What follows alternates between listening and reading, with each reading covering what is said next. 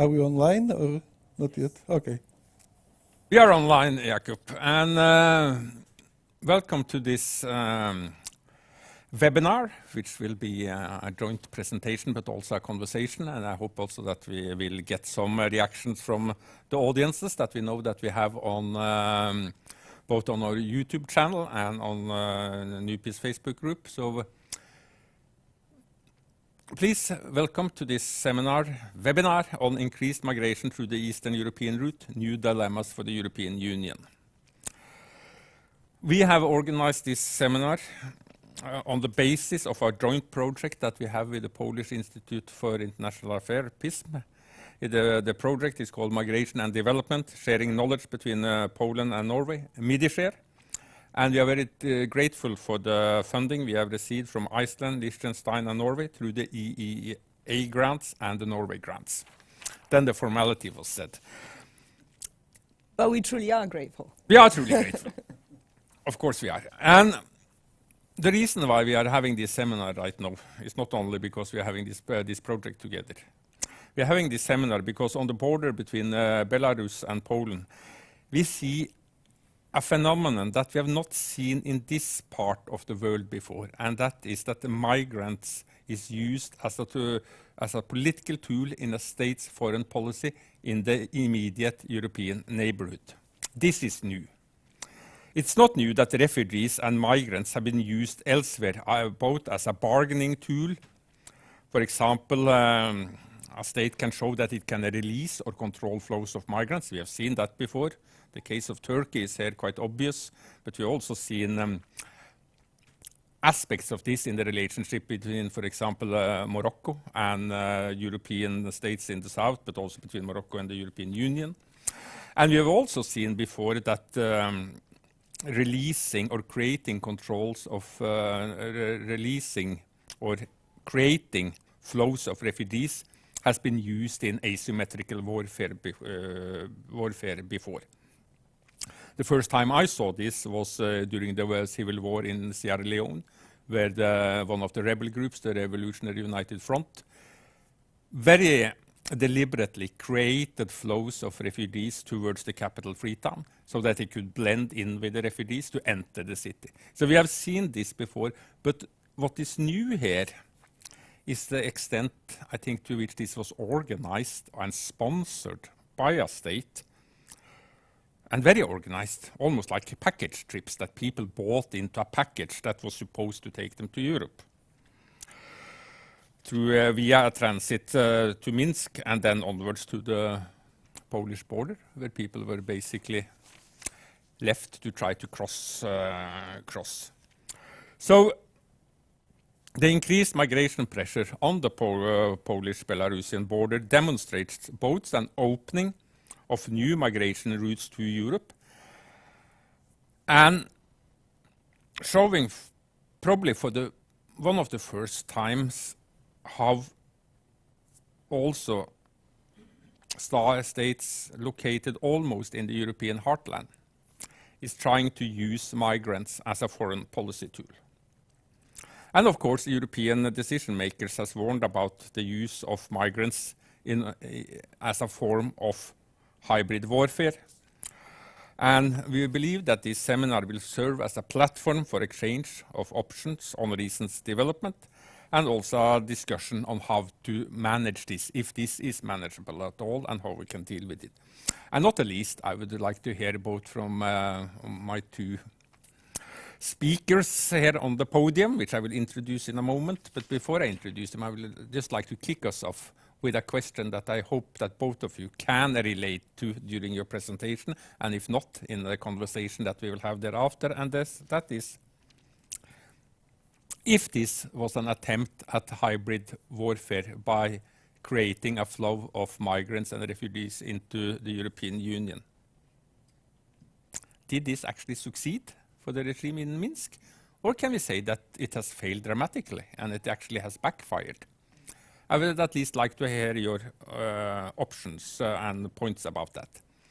With me today, my name is Morten Bøås, if I forgot to say that. It should have been clear on the program, but I'm a research professor here at NUPI, and work on a number of issues with regard to both armed conflict but also political conflict. But I also, due to the fact that both armed conflict and political conflict also tend to create both streams of migrants and streams of refugees, I've also done considerable work on different refugee situations during my time both here at NUPI but also in previous capacities in other research institutions.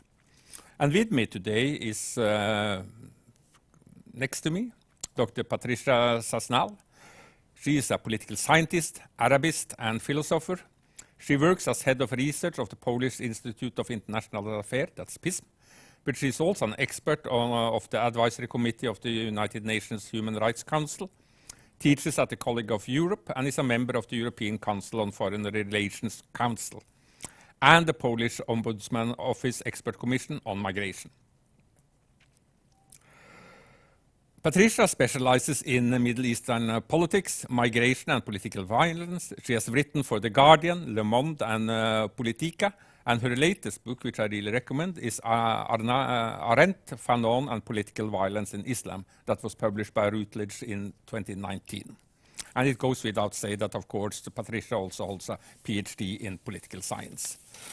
And then next to Patrycja again is my good friend and colleague Jakub Godzimirski, research professor here at NUPI, a specialist in many things, including Eastern European affairs and also in Polish affairs. So I'm very happy to have Jakub with me. Jakub has done very interesting work on this whole corridor between the EU countries and non-EU countries, and the many sort of challenges and problems that this new corridor or border in Europe has created, and including also the role of Russia in these affairs. So we very much look forward to what you have to say, and I'll start with you, Patrycja. The floor is yours. The audience is yours. Take it away. Thanks, Morten. I need to say that it's a great pleasure for me to be here at NUPI's premises. It's my first time and have this conversation with you, although the topic's difficult. I mean, we never have seminars on easy topics, unfortunately. But so I wanted to relate to what you said in your introduction. Maybe not answer the question that you asked first, but talk about the title of the seminar. It's New Dilemmas for the European Union, right? And I don't think these are new dilemmas for the European Union. These are very old these are old dilemmas, maybe not so old, but surely we're in a continuum of dealing with migration, both politically and in the social psyche of European citizens since 2015 and the refugee migration crisis. So this is just a new opening, a new show that is unfolding in front of our eyes.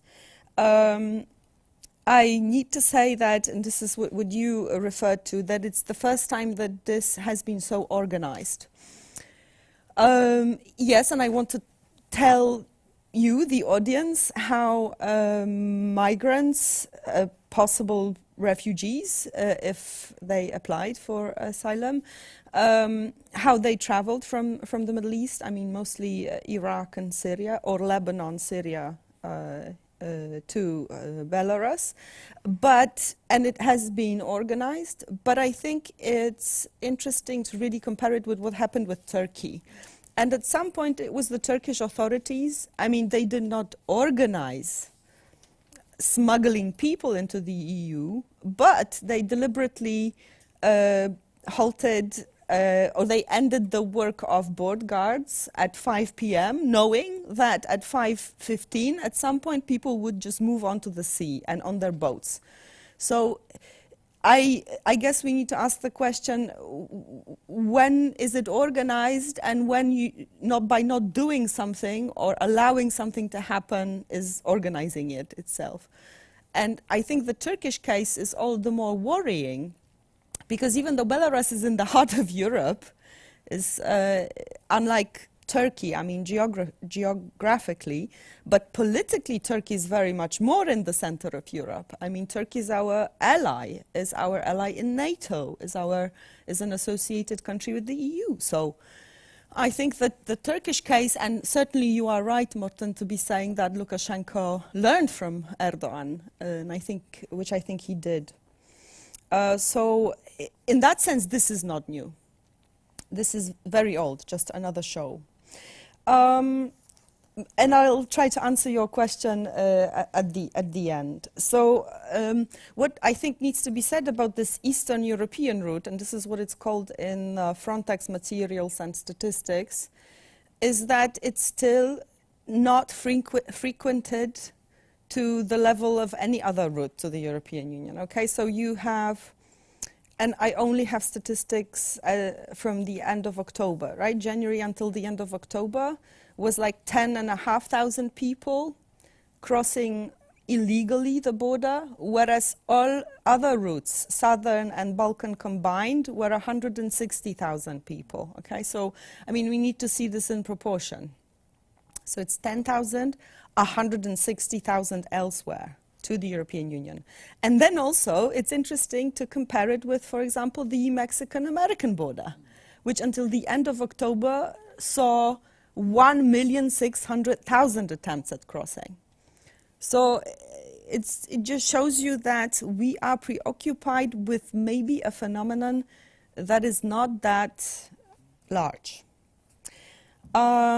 Second thing to say is indeed about Lukashenko and how he used migration to wield political influence on the European Union.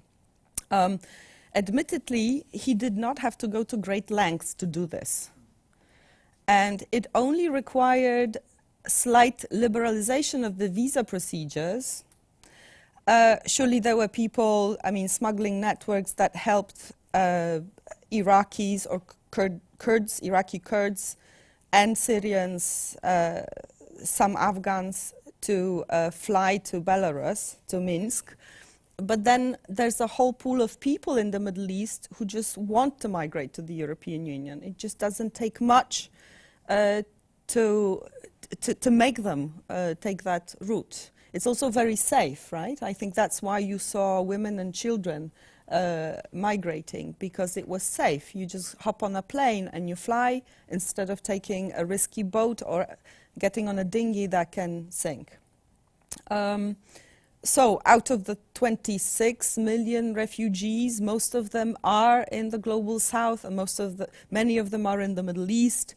You look at statistics, some 20 to 40 people in the global south want to migrate to a richer country. So there's just this push, because migration is a natural structural phenomenon that comes out of inequalities. Right, so maybe it's interesting for our viewers and listeners to know how people really did get to Minsk and then to the Polish border. The Polish border, if you look, for example, on Google Maps and you zoom it in, it's a belt of otherwise it would be a tremendously beautiful border because it's a forest, a wild forest. And people would go, for respite to that forest from Warsaw or other cities. It's a belt, right? So you have a fence from the Belarusian side, and you have another fence, like there's this no man's land sort of, and you have another fence on the Polish side. So people would travel. I mean, first of all, they would get a visa. They would be promised a visa upon arrival. And it's a package, right? So you get a visa upon arrival in Minsk.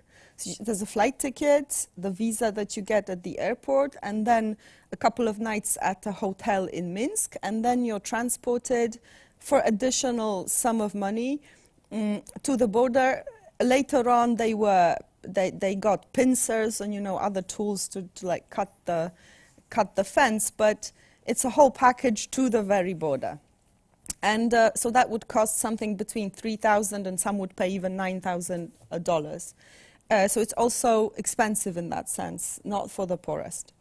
Many of the people flew. I mean, there's a phenomenon of Iraqi Kurds.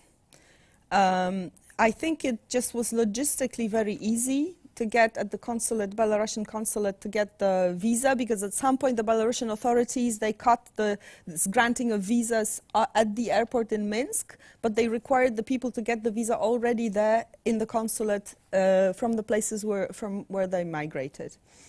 But the Kurds themselves could get that visa because the consulate was very working easily in Erbil. But also they were Yazidis. They were people who are frowned upon by the Kurds themselves, right? They were first off chased away from northern Iraq up to Kurdistan, the Kurdish region, the Iraqi Kurdistan, and then they are not sympathetically looked at by the Kurds themselves. But there's another group of people. So these are Syrians who lived in Lebanon, and they would travel back to Damascus to take a flight, Damascus, Istanbul, Istanbul, Minsk. And they would say, I mean, because I know a couple of them, they would say that life in Lebanon has become unbearable. I mean, Lebanon is worse than Syria these days. So it also tells you what Lebanon is going through. And there, of course, as you know for sure, but not sure about our audience, 1/4 of the population is migrant population, refugees, right? Syrian, Palestinian, Iraqi, some of them.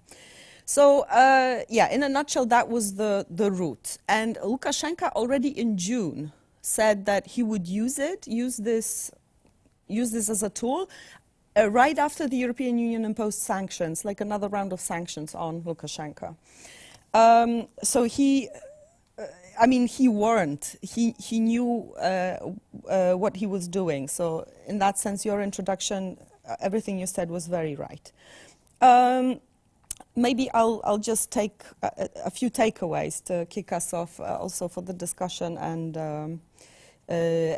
to answer your question finally. I think what was good was that the European Union did not use this as an opportunity to show division once again, because this would be the normal thing to do, which is usually the case. But they did speak in one voice. I mean, national authorities, both the Baltic states, Poland, EU officials, high-level officials, and actually other states as well, because a lot of people were coming, they were not coming to Poland, right? They wanted to cross Poland to get to Germany or other places. So Germany was also on the same page. But what the problem is, I think, that even though we spoke with one in unison, we spoke in a language that misunderstands migration.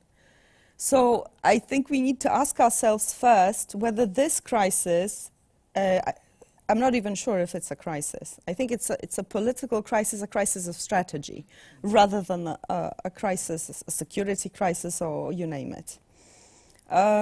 So why? Because our response was securitizing the whole situation and giving yet another reason to the European public to think that there's a danger, a threat associated with migration. It sort of obfuscates the real normal nature of migration, I think, and it makes it impossible for us in the EU to talk about migration calmly, rationally, and plan for the future, because I think that's the biggest dilemma. This is the new dilemma that the European Union is facing, but is not addressing at all. You listen to the language that migration is spoken about. You have weaponization, right? Weaponization of migrants. Like a person walking is a walking weapon. Like, isn't this the picture that you have in your head once you hear this? Or there's a flow of people, there's a flood of people, influx of people. There are all the watery, aquatic language that's associated with it. It's just using it. It's like shooting ourselves in the foot, because we're not preparing the people for the normal nature of migration, and actually we're not applying policies. First thing to do, would be really to sort of unify the migration policy within the EU. There's very little work on that being done.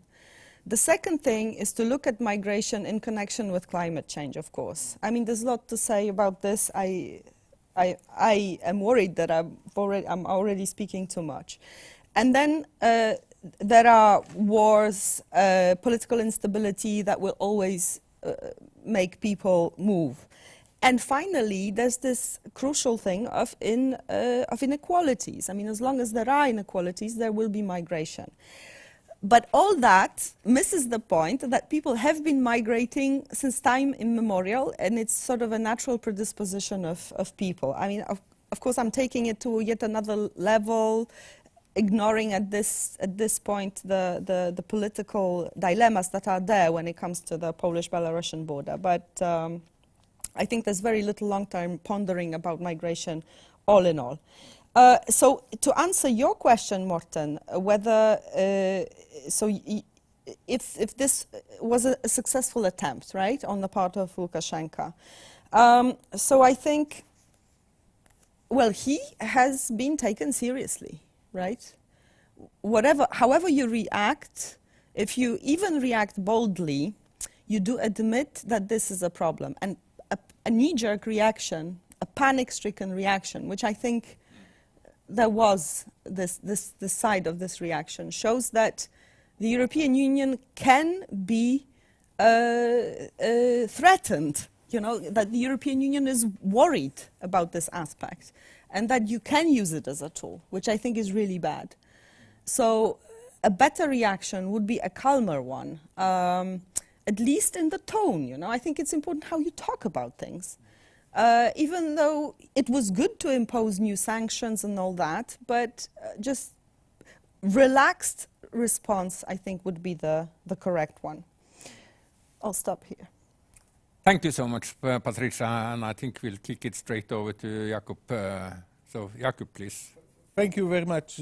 Very good background picture you have painted, and I think it's also important to put some structure on this discussion. So I will do three things in my very short and brief introduction. I will look at who have been the actors in this drama, what has been done within this framework, and to what extent what we have seen and still see to a certain extent along the Polish-Belarusian border is something unique, or is it a kind of an element of a broader pattern that we have to take into account when thinking about ways of dealing with this question. So when it comes to actors, we see a number of actors. Migrants, they are pushed and pulled by some factors, economic, political, societal. So this is something completely normal. I am a very good example of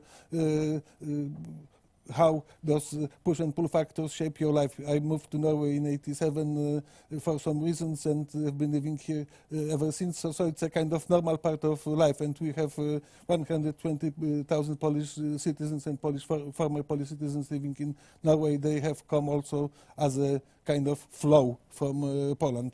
So this is a kind of rather normal element of life that we need to factor in the discussion. Then we have also those actors, those state actors who have been directly or indirectly involved. Belarus, what was the motivation for Lukashenko to do what they have been doing? Punish, weaken, test the West and test the neighborhood. So it was a kind of very clear motivation on his part, and he warned, as you rightly mentioned, that he warned already in June that he will use this weapon to wreak some havoc in the neighborhood. Then there is the question of to what extent what Lukashenko has been doing was also supported directly or indirectly by Russia, because Russia is also very much in there. When you follow, for instance, the Polish debate, Lukashenko is always mentioned together with Putin.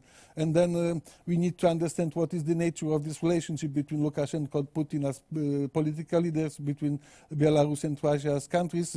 There is this whole discussion question about client-patron relationship, to what extent the Lukashenko was the tail that wagged the Russian dog in the situation, because we remember, for instance, that when Lukashenko threatened with cutting gas supply to Europe in the midst of this crisis, then Putin came and said that this decision is not going to be taken by Lukashenko, but rather by Russia itself. So it's also this question of what is the relationship between those two and those two countries is also very much something that needs to be well understood. And then we have Poland, Lithuania, and Latvia that are members of the European Union and NATO, that the three countries that have been most exposed to this crisis.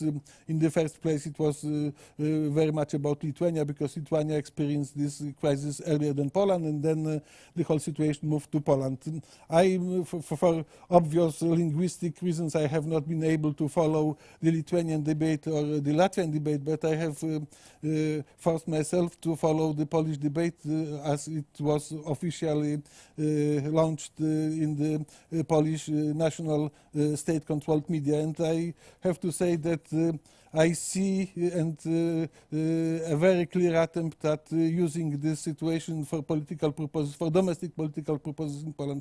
If you look at how the issue has been covered by, for instance, Polish daily news at the Polish state TV, then you find all elements, or very clear elements of securitization of the issue. The language that has been used in order to talk about those things are a clear example of securitization. And securitization always serves a political purpose, and the political purpose here was to protect national borders and society. This was even presented as a kind of existential threat to the Polish society, although numbers were relatively limited compared with other parts of Europe. This was also a lot of talk about repelling aggression, showing resolve. My idea was that, and is still, that this was also used as a kind of element in the strategy of rallying around the flag, because it was the Polish government faces a number of issues. There are tensions in relations between Poland and the European institutions. So it was also, and the issue of COVID is also very high on the agenda, and there are problems with tackling this challenge. So this was, to a certain extent, used, and I would also risk the term misused by the Polish authorities to kind of have their agenda supported by the way this has been dealt with. And then there were also media that were maybe interested in providing reliable information on the situation, but here we faced also a problem, because as an element of this securitization policy of the issue, the state of emergency was introduced along the border, and media were forbidden from going to the border. So for media it was very difficult on the Polish side to follow the situation and to present a kind of more balanced picture. And this was also used and misused by the Belarusian regime, because the Belarusian regime opened access to international media on its own site, and this was also very largely and to a certain extent effectively used in the Belarusian and Russian propaganda. So this issue of cutting media from access to the Polish side of the border is also an issue that needs to be understood. And then there were also a number of various types of NGOs and activities that were involved in dealing with this question. They were interested in monitoring situation, in intervening in situations when people's lives were threatened. And we know from data provided by the German migration officials that according to some estimates approximately 10,000 refugees or migrants managed to cross the Polish-Belarusian border and reach Germany, meaning that this kind of border watch was not always very efficient. On the other hand, there was this issue of making people in Poland understand that this poses a kind of existential threat almost to the Polish state. And then there were also what Patrycja has also said, what was also important was that the EU and NATO have both shown a kind of cohesion in dealing with this issue, because it was something Polish authorities, to start with, were not willing to involve EU. For instance, Frontex was not invited to join in to deal with this question. But then, when you, I have followed this public debate in Poland, and at some stage, both EU and NATO have been involved. The Polish Prime Minister went to see many European leaders, had a number of conversations, what with EU institutions and with Stoltenberg and NATO. So those two institutions were deeply involved. So this was this issue of actorness and what was the motivation of those actors. What has been done on the ground? Migrants, as I have mentioned, many of them have in fact managed to cross the border and to reach their paradise in Germany. There were also people who managed to cross the border and were somehow put under control in Poland. There have been some centers for migrants established, and the situation there is also still difficult.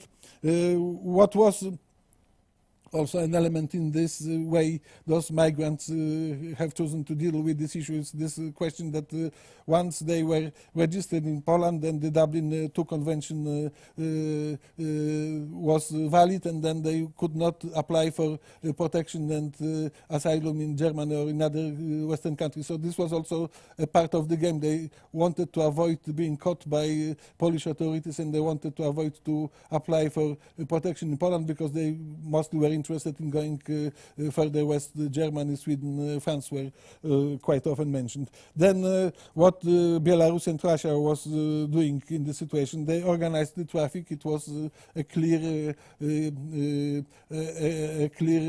message and a clear kind of strategy of helping those people come to close to the border in order to test the resilience of Poland and to punish its neighbors. For Poland in Lithuania, the answer was to strengthen the infrastructure in order to make it more resilient and to make crossing the border much more difficult. So this is something that is still going on. For media, they had no access on the Polish side, but there were attempts made by various types of journalists to reach the border and to somehow cover the situation independently of what the authorities were interested in. And then this was also the question of what NGOs and activists were doing. It was that they were trying to help in the zone, but also outside the zone. We have seen many examples, even at the Norwegian news media reported from places close to the Polish-Belarusian border where people managed to cross, and they were taken care of by various types of activists and Polish and international NGOs. And then EU and NATO tried to coordinate their response. They provided political and economic support to Poland and to Lithuania and to Latvia.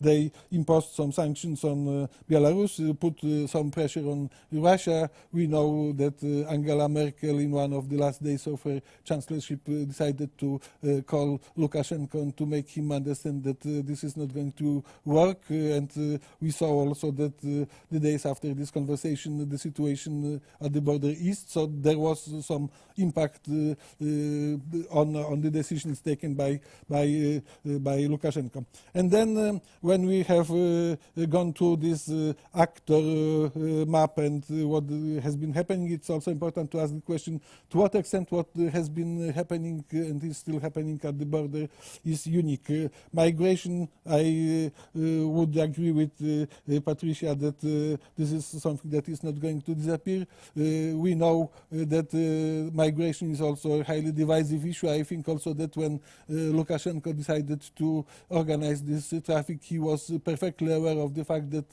this is a highly divisive issue both in Poland and in the broader European context. So he knew that this was a kind of explosive mix to use because it would not only destabilize the border area, but it would also have impact on the level of polarization in Poland, in other parts of Europe. So, and we know that it's not only about illegal migration. When we look at the Brexit debate in the UK, for instance, the issue of migration, the completely legal labor migration within the EU area was also very high on the agenda. So migration is an issue on the agenda that is also quite easily to be misused in the public debate, in the public for various types of political purposes. So we are not going to see the end of migration. It's going to be there, and it's therefore important to find ways at the national level and at the international level to deal with this issue. Then, is it going to happen again? Of course it is going to happen again, not maybe in the Polish, along the Polish-Belarusian border, but we will most probably see several similar situations both in Europe and other places. Is migration an element of hybrid warfare? This is a highly debated question.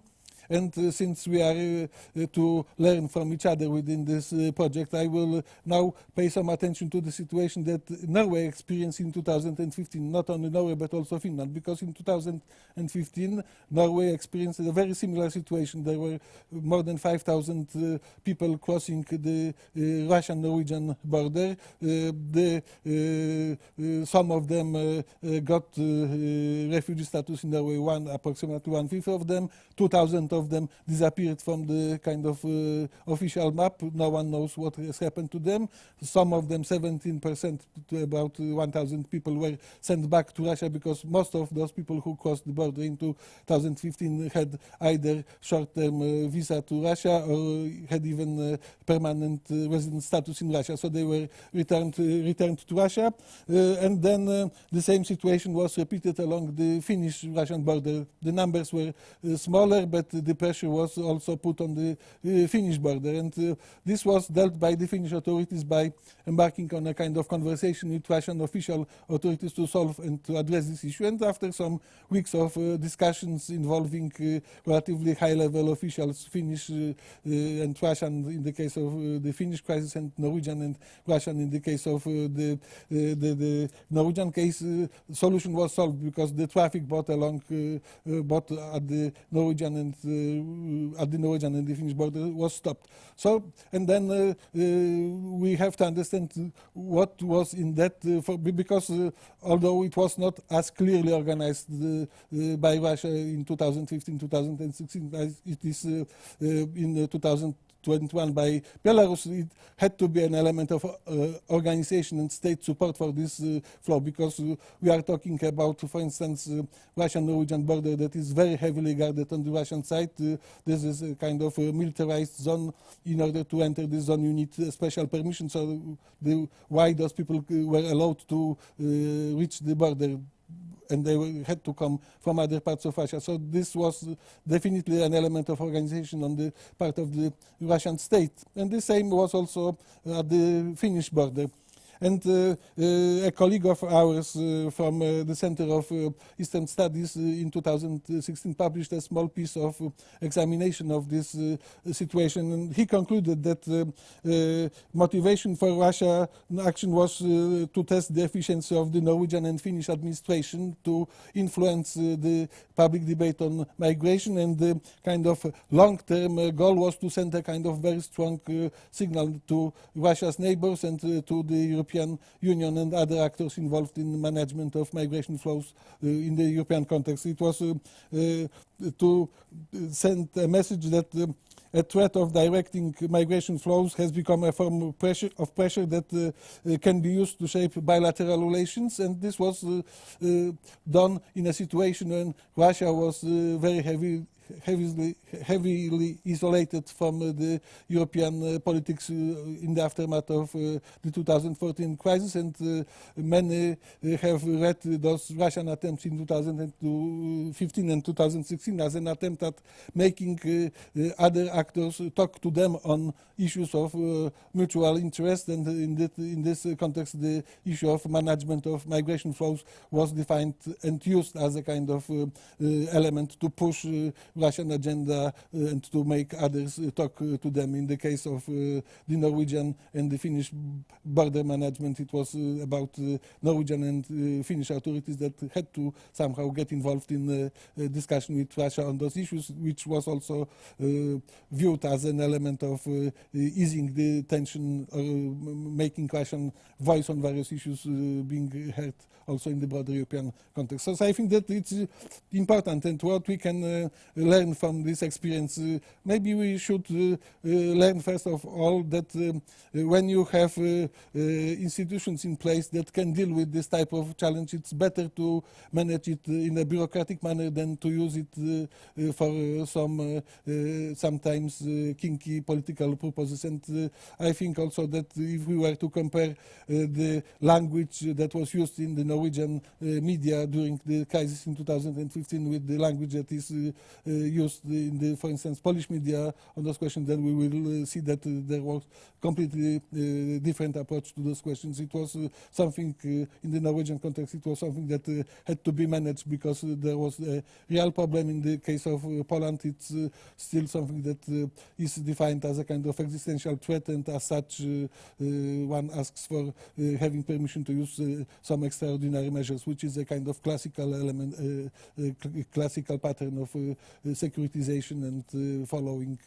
decisions. So I think this is something that needs to be somehow factored in this debate, that you can tackle a similar challenge in different ways, and what is best, is it better to deal with this in a kind of bureaucratic manner to address the real issue, or is it better to use it in order to push some other agendas that not necessarily have anything to do with the challenge this flow of migrants really poses? Thank you.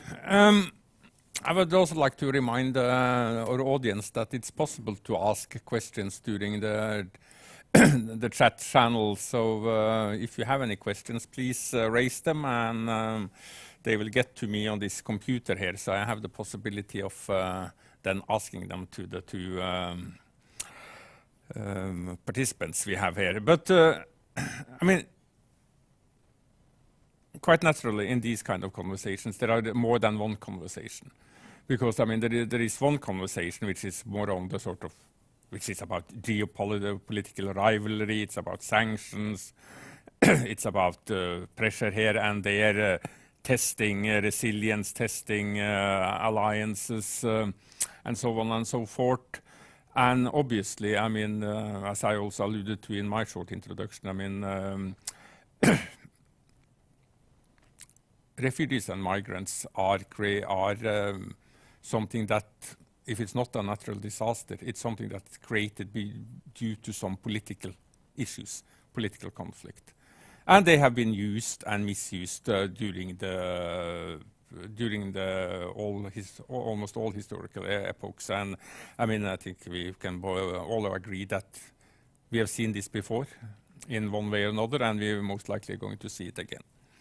But still, there are some interesting things that needs to be sort of said here, and that sort of both goes to the conversation that Patrycja sort of introduced about how can Europe, if one accept that the migration flows and the refugees flows that we currently are seeing globally, they are not going to go away. We cannot wish them away. There are people in various parts of the world that has huge aspirations to move. How can we deal with this? Is it possible to envision a European approach to this that do not go down this path of securitization, that sort of do not necessarily have to talk about this as flood of people, about weaponization of migration? Is it possible to envision a more normal European conversation across the various divides that we see both within the European Union, but also within the European larger landscape, which then would, of course, also include countries like Norway, who is sort of very much part of the European landscape, but not a part of the European Union. is it possible to talk about this? That's one question that I would like to ask you.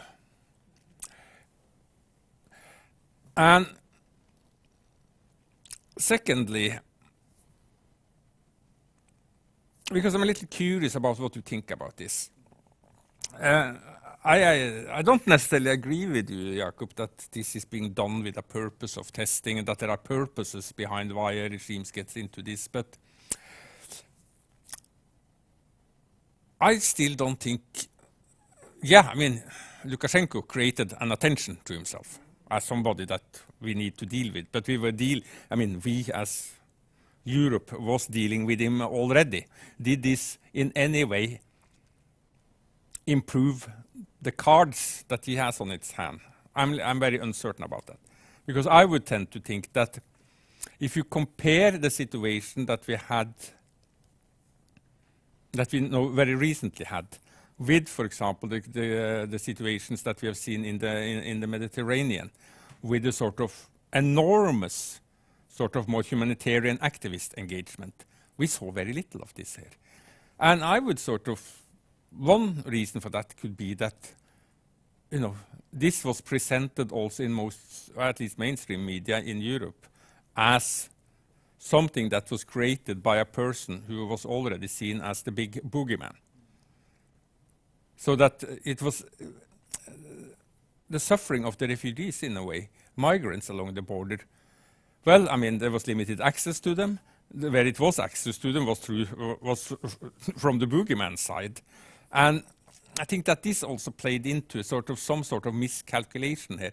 And secondly, I mean, to be very cynical, I mean, if this really should have improved his hand vis-à-vis the EU, vis-à-vis this about creating tensions within the European community, it had to have lasted a lot longer. It would have had to last long into a winter with more casualties, with pictures of children freezing to death in winter, these kind of things.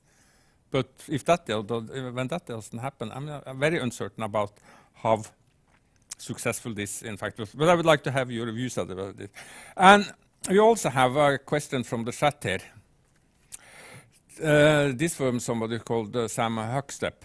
What impact, if any, do you think the increased salience of migration in the EU's near neighborhood will have on EU's activities further afield? I think this is a question about, okay, what kind of spillover effects will this have for the EU approach? I would assume that, because it's a follow-up here, that do you think the root causes program seeking to address problems in countries of origin will be strengthened due to this? Or do you think the Belarusian crisis might presage a greater emphasis on near borders at the expense of development spending elsewhere? I think these are very pertinent and very interesting questions. So I would like to kick it back to you. I know you have sort of 3 challenges on your hand and time is running, so please try to be as concrete and possibly brief as possible. Sure, and actually on top of that, I wanted to respond to Jakub's presentation a little bit, because I would not want our viewers to leave with a feeling or conviction that the Polish public media's narrative is very different from it would have been if there was another party in the government. I think the problem is that even if it was current opposition in Poland in the government, or actually any other government would change in the European Union, we would still have the very same attitude to the problem. And this is at the root, I think, of the misunderstanding of migration. So I think that's the greatest challenge of all. So that's one point. And actually, I think it really needs to be said that 9 people died out of hypothermia. I mean, maybe more. 9 is the last one I remember. And whole families were in a very bad situation. But how it sort of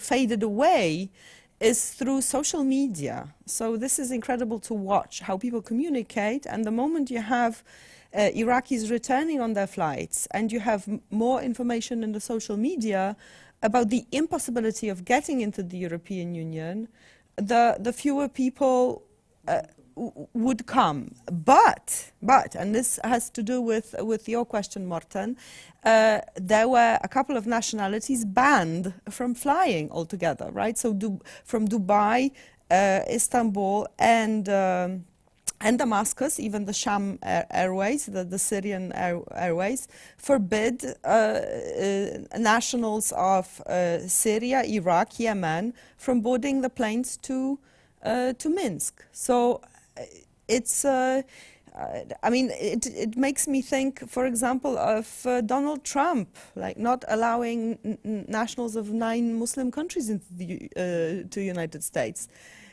Out of what? I mean, because of what? I think it was Islamophobia that drove him.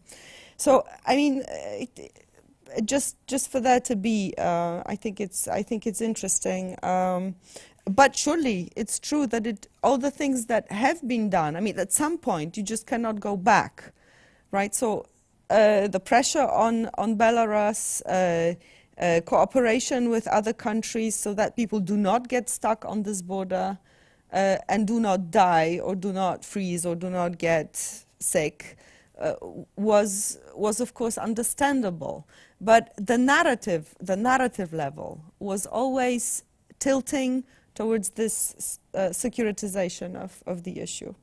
And also, you know, I think it's worth remembering that the commissioner responsible for migration was supposed to be called Protecting the European Way of Life, okay? So, I mean, this is just about the narrative in Poland and elsewhere. I think it's actually our pan-European narrative these days. And what to do, right? The question was how to deal, right, with migration, or I think there's this economic argument. Even if you disregard the argument of open borders, okay, because you can advocate for open borders. If you opened all the borders, there would not be a flood of people. All research shows that, but okay, leaving that aside. The economic argument is there. We have societies that are getting older and older. There are buildings, like 20% of buildings in Germany are standing up empty, okay? Towns are getting emptied. We have niches in the labor market that nobody wants to pick up. Like in Poland, we are missing truck drivers, like some crazy number of truck drivers. So anyway, all these arguments point to the fact that we need more venues for regular migration, okay, with quotas for several professions, people from, I don't know, specific backgrounds, but you create those venues for regular migration. People get interested in those venues, they learn about them, they try to match the criteria. So there's a new sort of energy and movement there. So I think the economic argument is there that we're just discarding. Maybe we would need a joint migration policy for that to take effect. But I think it's the best argument for now. I think that I will answer the question that you asked to start with about to what extent Lukashenko has been successful or not successful when organizing this. I think what the main problem with Lukashenko is that this guy is completely unpredictable, and having to do with this type of political leader, you need to take much more serious precautions because you don't know what his next step would be. We remember him popping out during those protests with Kalashnikov in hand, confronting directly or indirectly those protests in Belarus. And what makes this whole situation even more difficult, there are two somehow sides that need to be paid some attention. On the one hand, no one knows to what extent what Lukashenko was doing was his own project or to what extent he was supported by Russia. And Russia lurks always in the shadows, especially in Central Europe. In the Polish debate, Russia is always present when talking about Lukashenko, because we also know that Putin is pushing Lukashenko for tighter union between Russia and Belarus, so it would also change the geopolitical situation because at some stage Poland could have additional 419 kilometers of border directly with Russia, which would change the whole strategic calculus because for the time being Belarus and Ukraine are a sort of a buffer zone between European Union, NATO and Russia. Is this going to change? Then it's the whole calculus, geopolitical calculus, is going to be to change. And then Patrycja used also this term of Islamophobia. I think that Islamophobia is also an important element of this discussion because we are talking about migration flows coming from Muslim countries, and for various reasons, Islam is in the public debate in countries like United States, but also in huge parts of Europe, very closely interlinked with the debate on terrorism and threat. So this also adds to this debate, and I think I agree that had another government been in charge in Poland, we would most probably see the same level of kind of securitization. But I think that the language would be used in a different manner. But still, I think that we have to do with a situation when in the kind of background there are those two imagined or real threats, Russia on the one hand and Islam as a kind of force of connected, at least in the public mind, with terror and so on. So this is also something that adds. When it comes to what needs to be done, I completely agree with you that we need to address root causes, but it's easier said than done. We know that those inequalities are huge and are not going to disappear in one generation or something like that. But we also have the demographic situation, both in Poland and in other parts of Europe, developing where you really need migration. And for some strange reasons, Poland has become the main importer of external labor in the European context. Between 700,000 and 1 million permits were provided to Ukrainian workers on the Polish labor market. So this is already happening. So it's something that needs to be factored in policy making. I mean to remember that only some months before this crisis popped out along the Polish border, the decision was made to close down a kind of state unit that was to deal with the migration policy in Poland. Do you remember? Was it? I mean to remember that. Urząd do Spraw Cudzoziemców? Not Urząd do Spraw Cudzoziemców, but a kind of unit that was to develop Polish migration policy at the Ministry of... Right. So it was also a kind of paradoxical because... It's an ongoing process, the development of the migration policy. And those questions need to be addressed both at the national level but also at the European level, because for some reasons Europe as a whole is viewed as a kind of very attractive area to come, although there are, as we have seen, also some internal differences, because still most of those people want to go to Germany rather than to settle in Poland, although the level of security as such is at the same in Poland and in Germany. So there are most probably purely economic reasons why those people prefer to go to Germany. I think we have time for one short round of questions. Your conclusion. Or only my conclusion? Is that what the technicians are saying here? They are nodding. There are powers behind the white wall here. That this is really the white wall of NUPI, like the white wall of Game of Thrones. So I cannot argue against those powers. Otherwise, they will be unleashed on the whole institute. So that would be a terrible thing. But let me then try to just sum up, and thanks to Patrycja and Jakub for a wonderful and very enlightening both opening statements, but also for a very frank and interesting conversations. I mean, I think this was really, really useful. So I just wanted to end by, I think there are many takeaways from this. One is that there will be new attempts by somebody to show to the European Union that he or she or they can be the swing door producer of refugees and migrants, meaning that we can open the door, we can close the door. Give us the deal and we close the door. Do not give us a deal or throw sanctions at us, we will open the door. I must say that in that regard that I'm always a little flabbergasted by the EU's internal belief in sanctions and sanction regimes. Because if there is one thing that research shows us is that sanctions usually work, but they may work for an internal purpose, but externally they do not tend to have the desirable effect. And the research shows this very clearly, but that's another matter. But we will see this again. But then the interesting question is sort of, because there is a dilemma here, which I think both of you have pointed out. I mean, one is that can we and should we try to prevent migration and refugees by building walls? One thing that when the Eastern European route kicked into action again, no matter of how it kicked into action and who did it, I think we know that the Lukashenko regime was involved. This was probably the closest things, at least we in recent years have seen, to a state-sponsored migration racket. Much more than what we saw in the case of Russia, much more than we saw in the case of Turkey. This was very much a state-sponsored migration racket.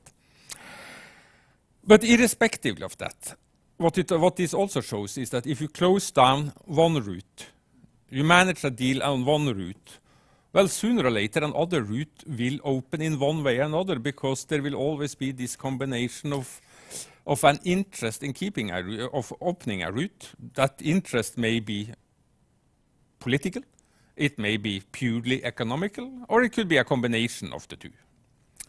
But this will happen, and this will happen because there is a demand. There is an enormous demand and an enormous aspiration to migrate. And supply.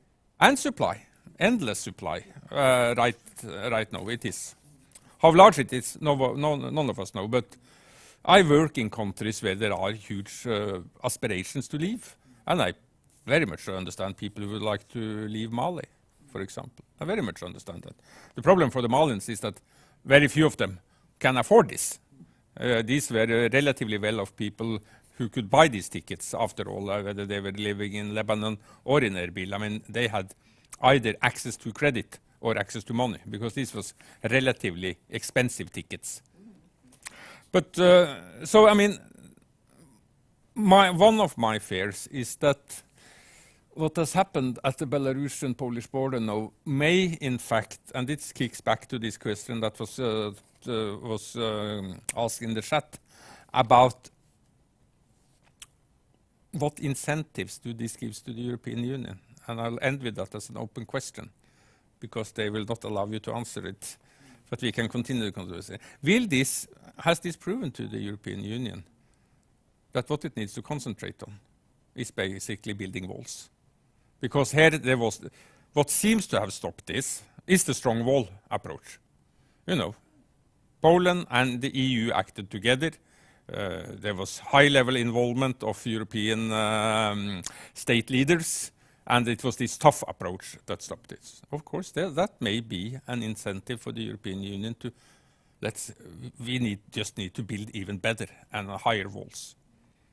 And leaving aside whatever aspirations it may have had on trying to deal with more root causes. Because, I mean, it's in the short run, it's much easier to build a wall than, as you pointed out, Jakub, dealing with the root causes of all of this and trying to find a way of managing migration so that you can start by separating migration aspirations from the refugee situations, which I think is necessary. These are the world is seeing two current crises, migration and refugee. Both are crises, but they cannot necessarily be dealt with by the same tools, in my point of view. Unfortunately, we have to close the conversation there. I would like to thank Patrycja and Jakub for their contributions to this conversation and to their contribution also to the MediShare seminars that I already have pointed out is paid for by or funded by the EEA grants, that's Norway, Liechtenstein. And Iceland. And Iceland. Sorry, Iceland. I should never forget you, otherwise you'll send a new ash cloud towards us. But thank you and to those who had listened, thank you. I hope you learned something from this. I certainly did. And for those that would like to see it again or who joined in late, it will be available for a long time on on NUPI's YouTube channel. So thank you all, and